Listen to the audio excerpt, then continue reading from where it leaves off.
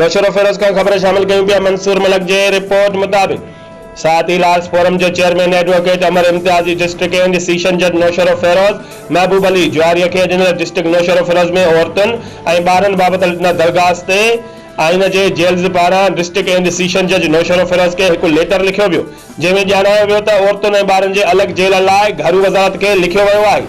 जॾहिं त सिंध जे समूरनि डिवीज़न में औरत ऐं ॿारनि बाबति जेल मुक़ररु थियल आहिनि ऐं शहीद बेनज़ीराबाद में औरतुनि ऐं ॿारनि बाबति जुड़ियल जेल के फ़ाल करण लाइ बि घरू वज़ारत के लिखियो वियो आहे।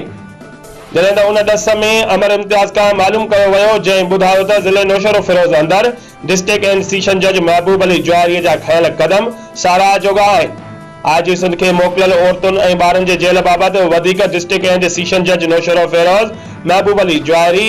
IG जेल्स के लिखियो आहे त हू ज़िले नौशर फिरोज अंदरि औरतुनि ऐं ॿारनि जे लाइ ज़ाती तौर कोशिश करे जेल मुक़ररु करण लाइ घरू वज़ारत के लिखण लाइ लेटर लिखी छॾियो आहे।